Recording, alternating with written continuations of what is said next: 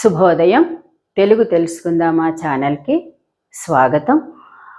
ఈ వీడియోలో కూడా మనం సమాసాలన్న పాఠాన్నే కంటిన్యూ చేస్తున్నాం. అంతకు పూర్వం వీడియోలో నేను సమాసం అంటే ఏమిటి మొట్టమొదటి అర్థం చెప్పాను, సమాసం ఎలా ఏర్పడుతుంది చెప్పాను. తర్వాత వీడియోలో సమాసాల్లో ఉండేటటువంటి భేదాలేమిటి, రకాలేమిటి చెప్పాను. అందులో మొట్టమొదటిది తత్పురుష సమాసం. తత్పురుష సమాసం రెండు రకాలు, ఒకటి తత్పురుషం, రెండోది కర్మధారయము అని చెప్పాను. ఆ తత్పురుష సమాసం విభక్తులని బట్టి తత్పురుష సమాసం మారుతూ ఉంటుంది. అంటే అర్థం చెప్పేటప్పుడు మనం చెప్పేటటువంటి విభక్తిని బట్టి ఆ విభక్తి పేరు ఆ తత్పురుషానికి వస్తుంది అన్నమాట. అలా విభక్తుల్ని బట్టి అది ఉంటుంది. తర్వాత కర్మధారయంలో ఏంటంటే సమాసంలో రెండు పదాల్లో ఒకటి నామవాచకం అవుతుంది, ఒకటి విశేషణం అవుతుంది. ఇప్పుడు ఆ కర్మధారయ సమాసంలోనే విశేషణం పూర్వపదంగా ఉంటుంది, విశేషణం ఉత్తర పదంగా ఉంటుంది. ఒక్కొక్కసారి రెండు పదాలు విశేషణాలు అవుతాయి అని అంతకు ముందు దాంట్లో చెప్పాను నేను. ఇప్పుడు దాన్ని మనం కంటిన్యూ చేస్తుంటే కర్మధారయ సమాసాల్లో మిగిలినటువంటివి మూడు రకాలు ఉన్నాయి. అవి ఏంటేంటి అన్నది ఇప్పుడు చెప్తున్నాను. ఆ కర్మధారయ సమాసంలోనే సంభావనా పూర్వపద కర్మధారయము అన్నది ఒక రకం. అదేమిటి? పూర్వపదం సంజ్ఞను తెలుపుతుంది. సంజ్ఞ అంటే పేరు, అంటే పరపదం రెండో పదం నామవాచకం అవుతుంది, దాని పేరు మొట్టమొదట పదంగా ఉంటుంది. అలా ఉంటే అది సంభావనా పూర్వపద కర్మధారయము అని చెప్పాలి. ఇక్కడ ఉదాహరణ చూడండి. గంగా నది, గంగా అనే పేరు గల నది. ఉజ్జయిని నగరం, ఉజ్జయిని అనే పేరు గల నగరం. హిమాలయ పర్వతాలు, హిమాలయాలు అనే పేరున్న పర్వతాలు. అలా మొట్టమొదటి పదం పేరుని గనక చెప్తుంటే సంభావనా పూర్వపద కర్మధారయం అవుతుంది. తర్వాతది అవధారణా పూర్వపద కర్మధారయము లేదా రూపక సమాసం. ఇది గుర్తుపెట్టుకోండి, తేలిగ్గా ఉంటుంది కాబట్టి. ఆ రెండోది రూపక సమాసం అవుతుంది. రూపక సమాసంలో ఏంటంటే సమాసంలో ఉండే రెండు పదాలు కూడా ఉపమాన ఉపమేయాలుగా ఉంటాయి. తర్వాత ఆ రెండిటికి భేదం లేదు అనే అర్థాన్ని బోధిస్తాయి. ఇప్పుడు చూడండి, మొట్టమొదటి ఇప్పుడు ఉపమేయం ఏమిటి, ఉపమానం ఏమిటి తెలుసుకోవాలి మీరు. ఉపమేయం అంటే మనం దేన్ని చెప్పదలుచుకుంటున్నామో, దేని గురించి చెప్తున్నామో ఆ వస్తువు ఉపమేయం.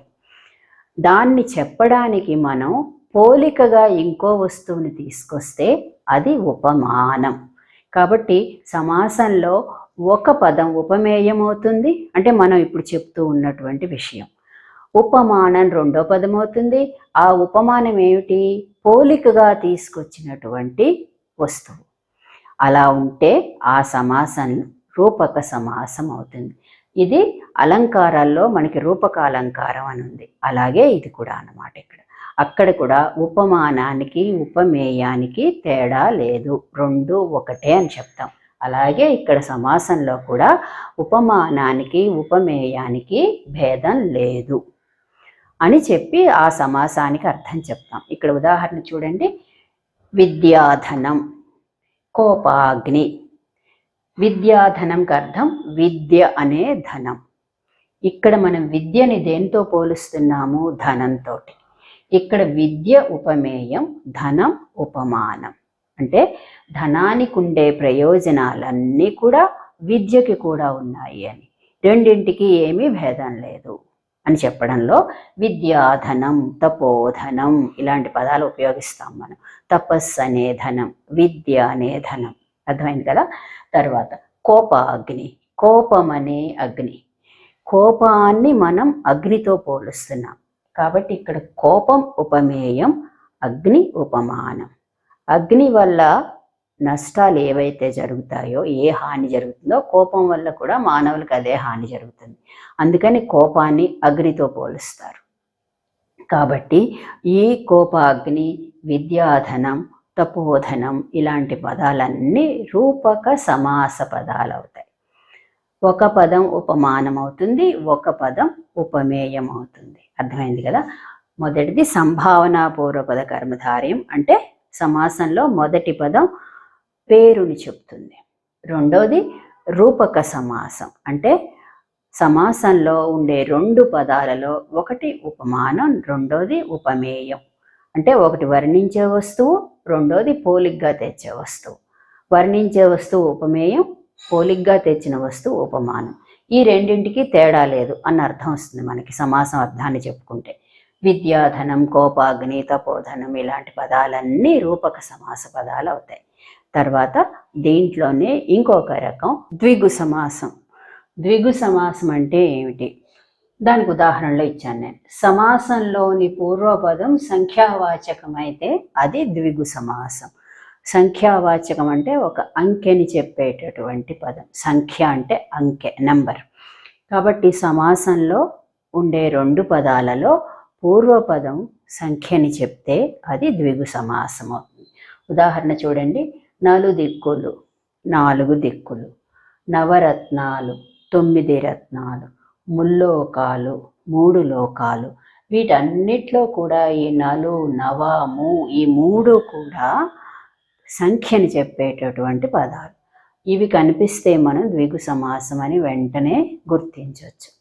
కాబట్టి వీటిలో మీరు ఎన్నైనా సరే ఇలా సంఖ్య మొదటున్న పదాల సమాస పదాలు చాలానే కనిపిస్తాయి మనకి.